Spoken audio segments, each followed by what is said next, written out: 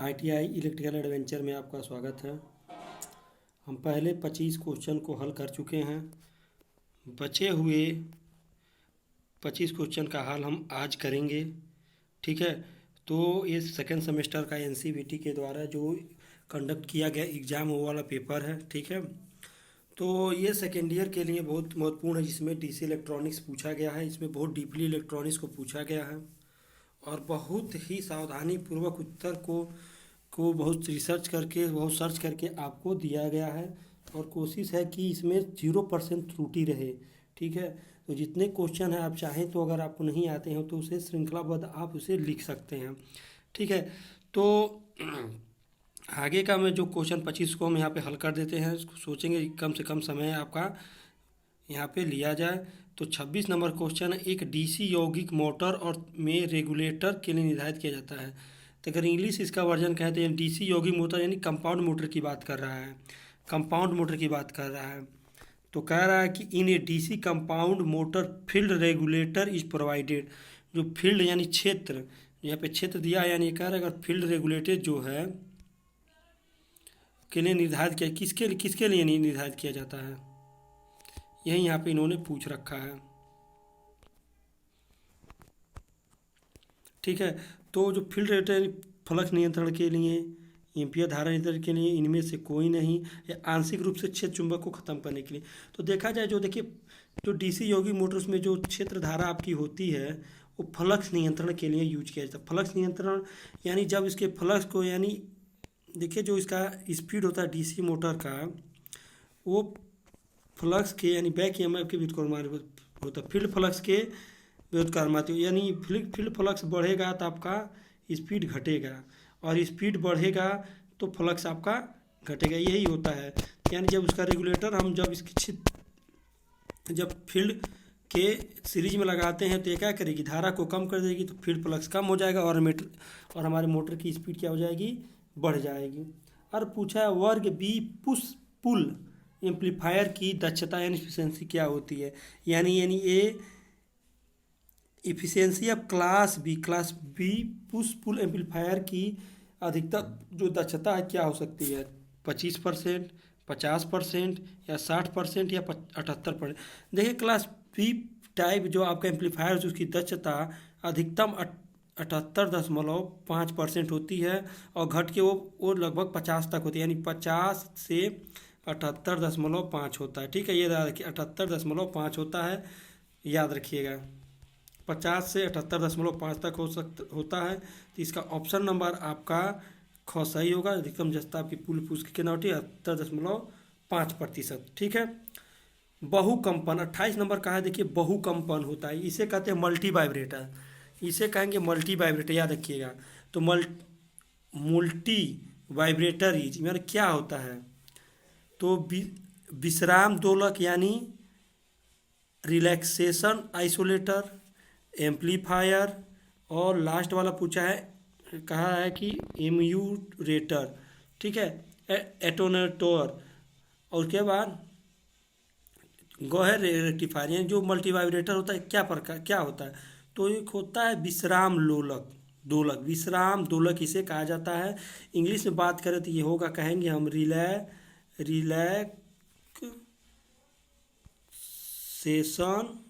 Relaxation oscillator. ठीक है, इसका ऑप्शन नंबर आपका क सही होगा। मल्टी वाइब्रेटर क्या होता है, तो विश्राम दोलक होते हैं। ठीक है, अब आगे बात करते हैं 29 नंबर क्वेश्चन का। एक DC शंट मोटर के रोटेशन की दिशा को अपनी विनियम द्वारा रिवर्स किया जा सकता है। यानी एक DC शंट मोटर दिया गया है, तो क्या बदल करके हम उसके जो रोटेशन है उसे क्या बदल के हम उसे क्या कर सकते हैं, उसके रोटेशन को चेंज कर सकते हैं। क दिया है सप्लाई टर्मिनल, ख दिया है फील्ड टर्मिनल, फिर ग दिया केवल आर्मेचर टर्मिनल, और ग दिया या तो क्षेत्र या आर्मेचर टर्मिनल। हमको आशा है कि सभी लोग इसका आंसर जानते होंगे, क्योंकि सबको पता है। देखिए हम लोग DC मोटर जो शंट मोटर है उसकी दिशा को रिवर्स करने के लिए या तो आर्मेचर और या फील्ड, दोनों में से किसी एक का कनेक्शन हम लोग बदल के आराम से क्या कर सकते हैं, उसके क्षेत्र रोटेशन को बदल सकते हैं। ठीक है, दोनों करेंगे तो सेम धारा हो जाएगी, सेम धारा मतलब सेम रोटेशन रहेगी। अगर किसी एक को करेंगे तो रोटेशन चेंज होगी, लेकिन जब दोनों एक ही साथ करेंगे तो सेम रहेगी रोटेशन। 30 नंबर दिया है, आमतौर पे पावर ट्रांसफार्मर के चारों ओर अधिकतम जस्ता रखने के लिए डिजाइन किया जाता है। तो इसको तो इंग्लिश आपको समझा देते हैं, आप इसको हिंदी प्रॉब्लम है। The power transformer are generally सामान्यतः design to a maximum efficiency around. जो आपका पावर ट्रांसफार्मर होता है उसकी अधिकतम दक्षता निर्धारित रखने के लिए किस पे डिजाइन किया जाता है, 0 भार पर, no load, half load, 10% overload या निकटतम पूर्ण लोड। देखिए, अगर डिस्ट्रीब्यूशन ट्रांसफार्मर की बात किया जाए तो वो आधे भाग पर निर्मित किया जाता है, लेकिन जो आपका पावर ट्रांसफार्मर है उसका ऑप्शन नंबर ग आपका सही होगा कि निकटतम पूर्ण भार। निकटतम पूर्ण भार, ऑप्शन नंबर ग आपका सही होगा कि निकटतम पूर्ण भार। याद रखिएगा, जो पावर ट्रांसफार्मर होता है वो निकटतम पूर्ण भार पर इसका यूज किया जाता है। 31 नंबर है, 2 ट्रांसफार्मर को समांतर में जोड़े जाते हैं।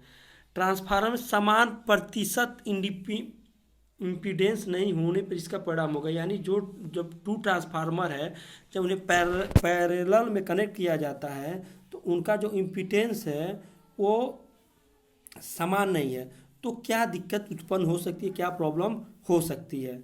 ठीक है, तो ये कहेगा द्वितीय श्रेणी को शॉर्ट कर जाएगा, ये सही है। या ट्रांसफार्मर में से एक का शक्ति कारक अग्रणी है जबकि अन्य का लैगिंग है। एक का कह रहा है लीडिंग पावर फैक्टर, एक का कह रहा है लैगिंग पावर फैक्टर। दूसरा का उच्च तांबे के नुकसान वाले का ट्रांसफार्मर के पास नगण्य कोर नुकसान होगा। ट्रांसफार्मर का लोडिंग उनके रेटिंग के समानुपात नहीं होगा। तो ऑप्शन नंबर ग आपका सही है कि ट्रांसफार्मर का लोडिंग उनके रेटिंग के अनुपात में नहीं होगा।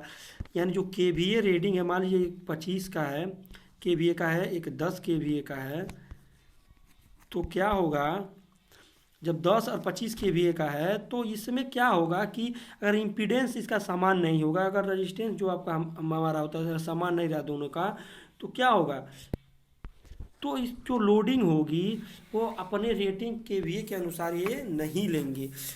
ठीक है, ये अलग अलग रेट के हिसाब से लेंगे, एक पे कम होगा एक पे ज़्यादा होगा। अगर ये इम्पीडेंस इनका समान रहेगा तो इनका क्या है, जो रेटिंग है, ठीक है, इस अपने समानुपात में रहते हैं। तो ऑप्शन नंबर ग सही है। अगर कहीं कहीं क्वेश्चन ये भी पूछ देता है, ध्यान रखिएगा कि क्या बहुत मतलब कि पैरेलल में ऑपरेशन के लिए ट्रांसफार्मर में क्या है जो नहीं रहे तब भी काम चल जाएगा। तो इम्पीडेंस दे देगा आपको, केवीए रेटिंग दे देगा, फिर दे देगा उसमें फेज को मतलब एक ही मतलब फेज जो होते हैं सही से रहना चाहिए, क्या बोलते हैं पोलरिटी। ठीक है, और फिर कह देगा इनमें से कोई नहीं, तो आप मार के आ जाएंगे इनमें से कोई नहीं, वो गलत हो जाएगा। अगर देखिए केवीए रेटिंग अलग अलग है तब वो तभी भी चल जाएगा।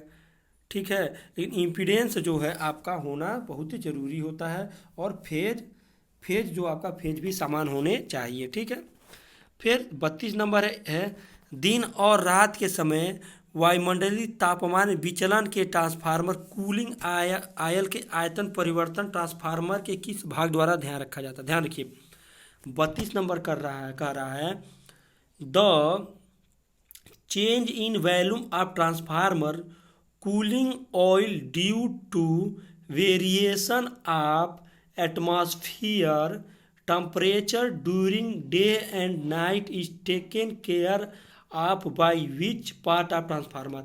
यानी जब हमारा वायुमंडलीय तापमान का, सीधी सी बात समझ लीजिए, अगर ट्रांसफार्मर का जो तेल है, ट्रांसफार्मर का जो आपका तेल है, अगर वो विचलित होता है, ट्रांसफार्मर का जो आपका तेल है अगर वो ट्रांसफार्मर का जो आपका तेल है अगर वो बढ़ रहा है, यानी ज़्यादा उसका आयतन में अगर वृद्धि हो रही थी, उसको कौन संभालता है, संरक्षक, सांस, यानी इसे हम संरक्षक को बोलेंगे ब्रीदर, सांस को ब्रीदर बोलेंगे, वोकोल रिले का वोकोल रिले, जो बूसिंग है बूसिंग को बूसिंग बोलेंगे, और संरक्षक जो इसे कंजर्वेटर बोला जाता है। यानी जो तेल होता है, जो तेल मान लीजिए एक ट्रांसफार्मर है, ये ट्रांसफार्मर बना हुआ है, ऊपर ऐसे करके एक टंकी सी आकार की बनी होती है, ठीक है।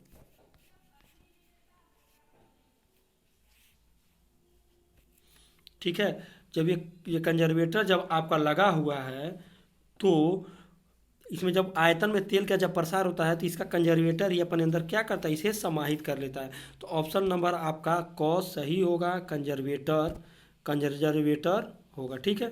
फिर आगे चलते हैं। 33 नंबर क्वेश्चन है, ट्रांसमिशन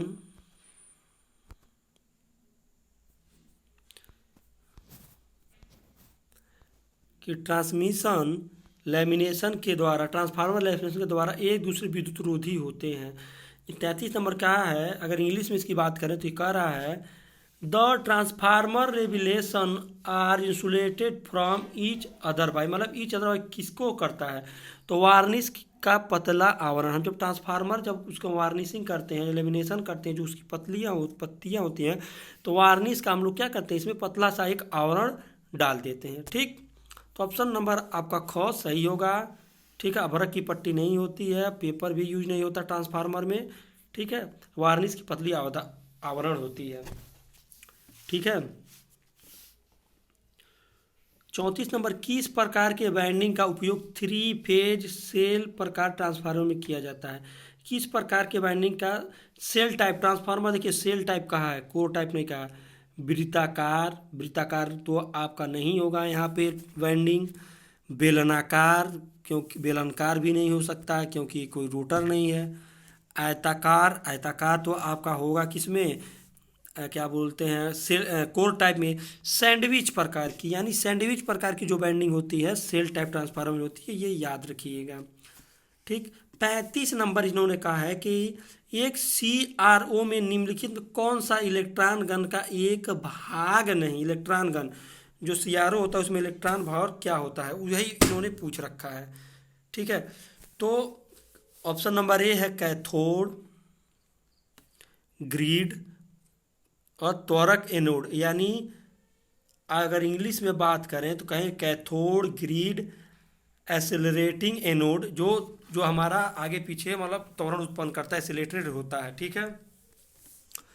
त्वरक एनोड होता है, या XY प्लेट। तो ऑप्शन नंबर आपका डी सही होगा कि XY प्लेट इलेक्ट्रॉन गन का एक भाग नहीं है।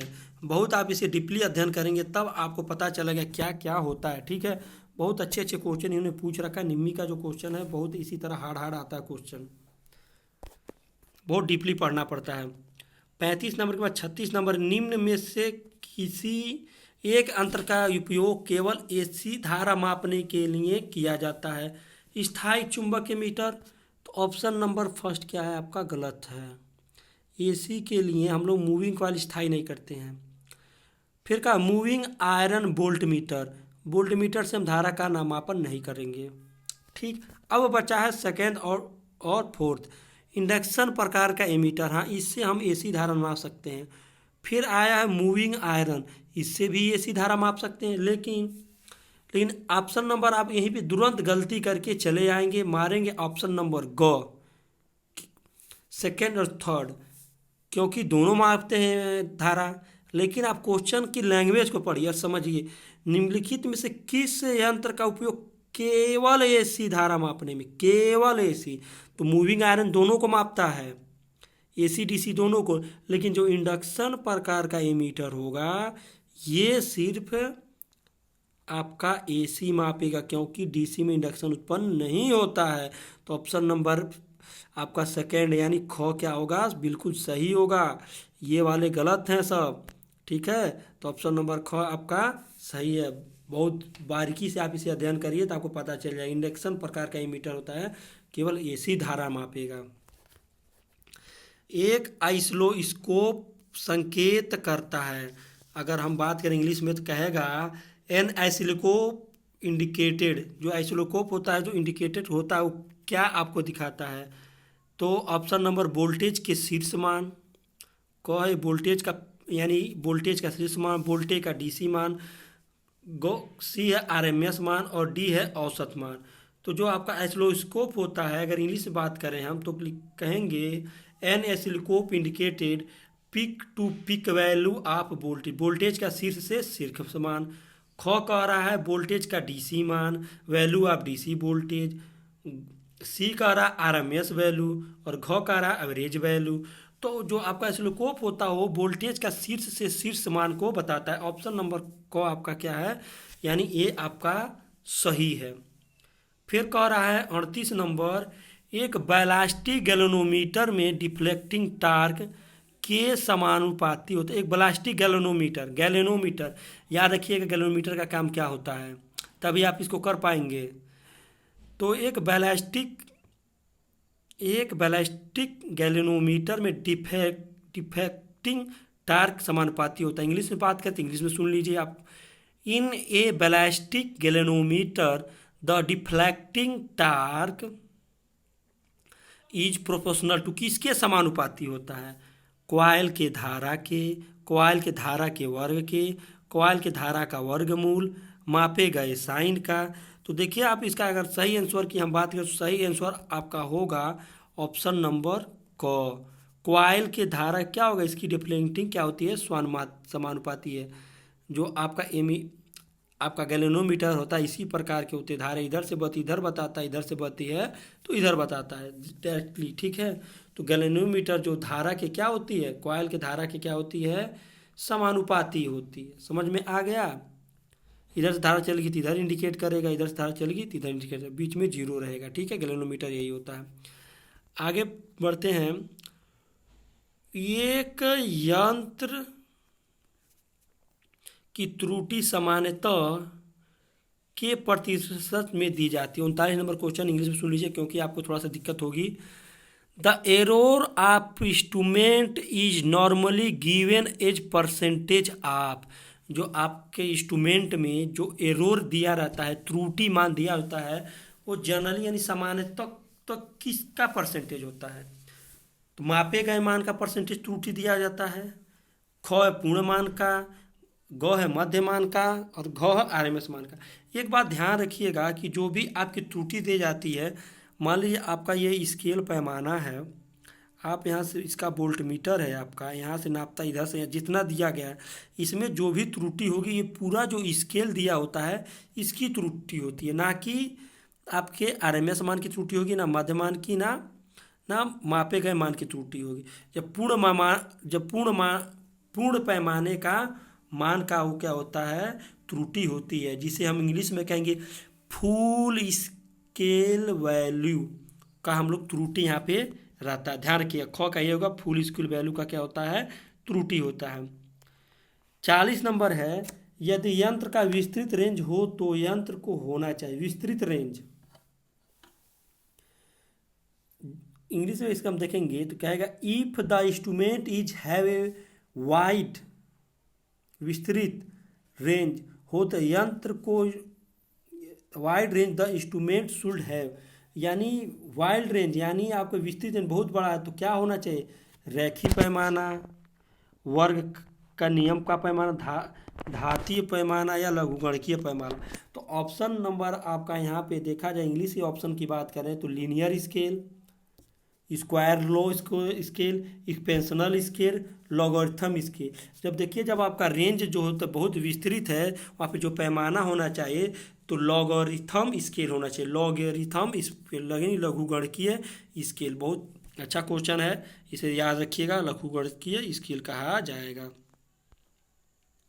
41 नंबर है, प्रतिरोध को से सबसे अधिक सटीक रूप में तय किया जाएगा, यानी आप बात करें इंग्लिश में तो resistance can be measured most accuracy by, मतलब जो रेजिस्टेंस है वो can measure by most accuracy, मतलब किस एक्यूरेसी का सबसे अच्छा होगा, किसकी एक्यूरेसी सबसे बेस्ट होती है आपका अगर रेजिस्टेंस मापने के लिए।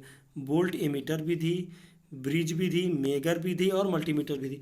तो कहा जाए जो ब्रिज केल्विन विधि है, यानी ब्रिज मेथड जो आपका विधि है, इसके द्वारा जो प्रतिरोध मापते हैं उसकी एक्यूरेसी एकदम सटीक होती है, बहुत अच्छी होती है। ठीक। 42 नंबर है, एक यंत्र को पुनः सटीकता को उससे तय किया जाना चाहिए, जब उसकी जो पुनः सटीकता किसके द्वारा तय किया जाएगा। अगर हम इंग्लिश में बात करें तो लिखेगा ये, the respect accuracy of an instrument can be जज फ्रॉम इज। किससे हम करेंगे, स्टैटिक त्रुटि, रैखिकता त्रुटि, या डायमेनिक त्रुटि, या आपका त्रुटि का मानक भिन्नता। तो अगर इंग्लिश में बात करें तो कहेगा ये स्टैटिक एरर, लीनियर एरर और डायमेट्रिक एरर या स्टैंडर्ड डिवीजन ऑफ एरर। तो इसका ऑप्शन नंबर डी यानी घ सही होगा। कहेंगे त्रुटि का मान भिन्नता यानी standard of division of error, जो उसकी भागफल जो एरर आता है वही हम तय की जाती है पुनः सटीकता के लिए। ठीक है, त्रुटि को ध्यान में रख के ही हम लोग कोई भी रेंज निकालते हैं। अगर कहा जाए मान लीजिए किसी की त्रुटि अगर मान लीजिए 2 वोल्ट है, 0.2 वोल्ट है, अगर वो माप रहा है 5 वोल्ट, तो इसे हम त्रुटि का इसको क्या करेंगे, जोड़ लेंगे, तो यानी कहेंगे 2.5 वोल्ट इसकी त्रुटि। यानी ये 2 वोल्ट अगर कम मापता है, हमेशा 0.2 वोल्ट कम मापता है, 0.2 वोल्ट हमेशा कम मापता है, तो इसकी त्रुटि यही है। तो जब 5 वोल्ट रहेगा तो उसमें हम डायरेक्ट 0.0 को जोड़ लेंगे। ठीक है, कंडीशन पे अप्लाई करता है।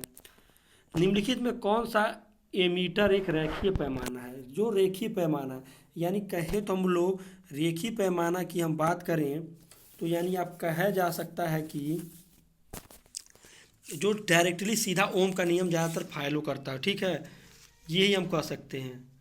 ठीक है, तो यहाँ पे ऑप्शन नंबर जो आपका थर्मोस्टेट दिया गया यानी थर्मोकपल मीटर, जो थर्मोकपल मीटर दिया गया यही आपका होता है एक रेखीय पैमाना है। ठीक है, तो thermocouple meter, moving iron meter, hot wire meter और मूविंग क्वाइल मीटर।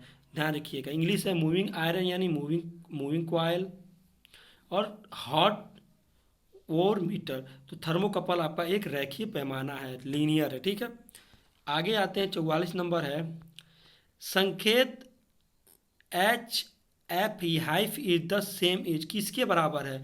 तो ऑप्शन नंबर आपका कौन सा होगा, बी डी सी के बराबर यानी समान है। ठीक है, समय दिया लेकिन उस समान लिखा गया है। 45 है, मोस्ट एक एनपीएन के आधार में अधिकांश इलेक्ट्रॉन प्रवाह होंगे। जब एनपीएन ट्रांजिस्टर उसके आधार में अधिकतम इलेक्ट्रॉन कब प्रवाह होते हैं, तो बेस लीड के बराबर, संग्राहक के, उत्सर्जक और बेस आपूर्ति। अगर इसकी इंग्लिश बात करें तो कहेंगे output of the base lead into the collector into the emitter into the base supply. तो जो इसका कलेक्टर होता है उसके द्वारा क्या होते हैं, आपके इलेक्ट्रॉन प्रवाह बहुत अधिकांश होते हैं, जो इसका संग्राहक होता है, यानी हम कलेक्टर इसे कह सकते हैं। फिर देखेंगे 46 नंबर क्वेश्चन इन्होंने क्या रखा है, एक ट्रांजिस्टर में संग्राहक धारा को नियंत्रण किया जा सकता है।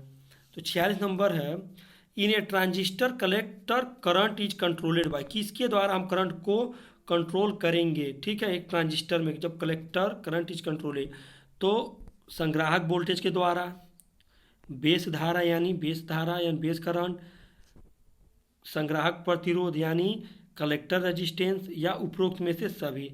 तो ऑप्शन नंबर इसमें आप उपरोक्त में सभी मार के चले आएंगे, लेकिन ये गलत होगा। ठीक है, याद रखिएगा बेस द्वारा धारा के अनुसार ही हम क्या एक ट्रांजिस्टर संग्राहक को क्या करेंगे, हम नियंत्रित करेंगे। समझ में आ गया, बहुत अच्छा सा क्वेश्चन बनाया है।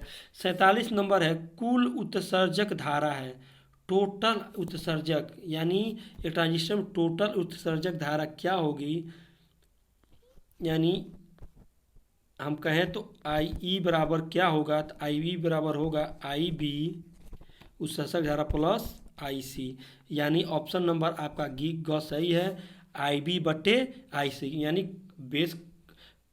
बेस करंट और कलेक्टर करंट। इसका ऑप्शन नंबर आपका ग सही होगा। ठीक है, फिर आगे बढ़ते हैं, यह ध्यान रखिएगा बहुत अच्छा, ग नंबर आपका सही होगा इसका। फिर आगे आते हैं 48 नंबर क्या है, एक बीजीटी